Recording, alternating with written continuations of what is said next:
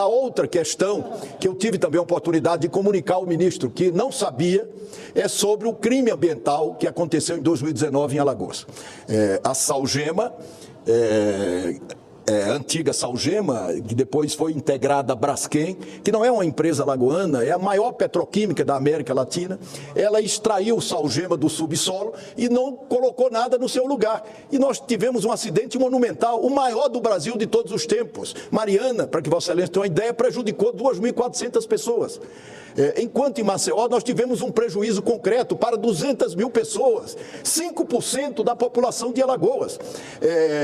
A empresa pagou somente no acordo adicional a indenização dos imóveis que estavam registrados em nome dos prejudicados, mas ela não tomou nenhuma medida adicional. Aí eu vejo, e até liguei para o presidente da Petrobras, ex-colega senador Jean Paul Prates, e vou falar com ele hoje, eu vejo nos jornais que a Petrobras vai aumentar, ou está admitindo aumentar a sua participação acionária na Braskem.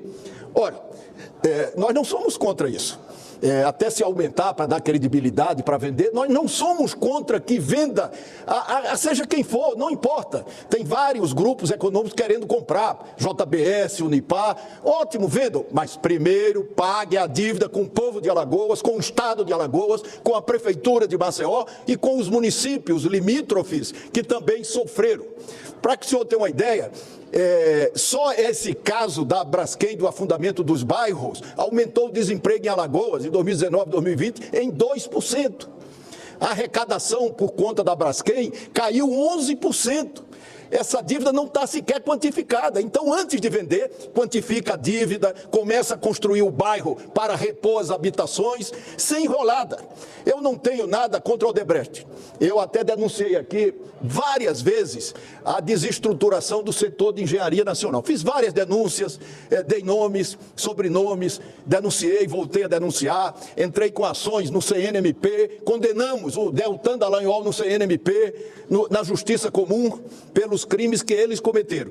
Outro dia eu disse que fui solidário ao Moro, mas disse que gostaria de vê-lo são e salvo para que ele possa responder pelos crimes que cometeu. A Odebrecht, ela foi vítima, não é, dessa desestruturação da indústria de construção civil. Aliás, ela foi vítima e foi sócia também, porque a Odebrecht, ela pagou 15 milhões de reais para 77 diretores, empresa monumental, 15 milhões de reais, e eles fizeram delação, 77. O Anselmo Góes publicou na sua coluna, depois do depoimento de alguns, que a todos os 77 delatores da Odebrecht, o Ministério Público perguntou: o que é que você sabe sobre o Renan Calheiros?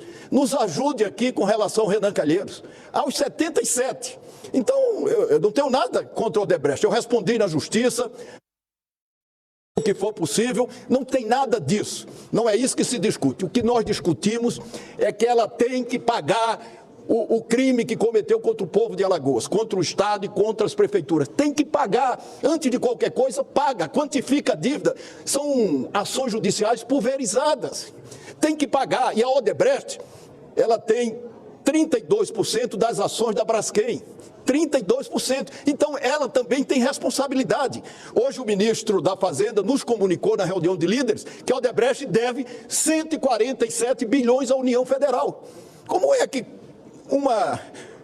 a Petrobras deve ser, como é que a Petrobras, que deve 147 bilhões à União Federal, ela vai pagar a dívida que tem lá com Alagoas? Porque nós vamos cobrar a Braskem, a Odebrecht. Na hora que a empresa não paga, nós temos que cobrar os acionistas, né? E eles precisam pagar. Esse meu mandato só se virá em nome do povo de Alagoas se eu os obrigar a pagar a dívida ambiental e a dívida social que eles têm com o meu Estado. Bom, primeiro eu quero agradecer aqui a compreensão, pois é um motivo. Até porque Pontes, Soraya, astronauta, Zenaide, veneziano, Rodrigo, quem é diabético sabe da responsabilidade alimentar. E tem hora para a gente se alimentar. Eu participei de uma reunião com o ministro da Educação, cheguei aqui direto, então a última refeição foi o café da manhã. Então, muito obrigado pela compreensão de todos e todas. Brasileiros e brasileiras, minhas únicas vossas excelências, redes sociais, TV Senado, Agência Senado, Rádio Senado, meus únicos patrões. A minha fala hoje é sobre a nova regra fiscal elaborada pela equipe econômica do governo Lula para substituir o teto de gastos. Aprovada ontem pelo presidente Lula e já apresentada em linhas gerais aos presidentes e aos líderes da Câmara e aqui do Senado, eu hoje participei da reunião de líderes dos partidos no Senado, com os ministros da Fazenda, Fernando Haddad, e das Relações Institucionais, Alexandre Padilha. Confesso que fiquei bem impressionado com o que ouvi. Ainda faltam detalhes, mas a proposta inclui zerar o déficit da União em 2024, fazer superávit primário de 0,5% em 2025 e de 1% em 2026. Pelo que entendi, as despesas correntes do governo serão o parâmetro para o controle dos gastos públicos. As despesas públicas não poderão crescer mais do que 70% da variação da receita, mas os gastos com saúde e educação não entram na regra dos 70% devido à vinculação constitucional. Acho importante destacar que, em dezembro, durante as discussões da PEC da transição, a cobrança era de nova âncora fiscal em agosto. O governo se antecipa e agora, em abril, a proposta já vai ser discutida aqui no Congresso. Frise-se que não é assunto para antagonizar governo e oposição. A nova regra fiscal é de interesse do país. Aqui no Senado, tenho certeza que esse será o balizamento que vai prevalecer durante a tramitação do projeto.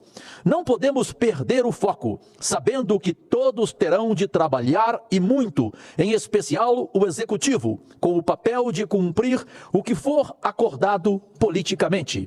O governo, com a proposta de âncora fiscal, quer atuar com a previsibilidade e estabilidade, trazendo os pobres de volta ao orçamento e ter mais espaços para o investimento, sobretudo nas políticas públicas essenciais. E o país como um todo certamente almeja menos inflação, redução na taxa de juros, mais investimento privado, atrair recursos do exterior e recuperar o grau de investimento. Enfim, voltar ao crescimento econômico e fazer o desenvolvimento social. É como poderá ser pavimentado o caminho da reconstrução e da pacificação do Brasil. Destaco um aspecto do encontro de líderes no Senado hoje com o ministro Haddad. Ele foi muito claro em dizer que o governo estuda mecanismos para mexer no patrimonialismo brasileiro e acabar com os privilégios de alguns setores da economia, que contam com isenções e benefícios fiscais. Disse ele algo na linha: se quem não paga imposto hoje vier a pagar, senadora Zenaide, o país vai navegar em águas mais tranquilas. Isso inclui a tributação dos jogos eletrônicos, os sites de aposta de cota fixa em prognósticos de resultado esportivo de jogos, o que estaria sendo analisado pela equipe econômica.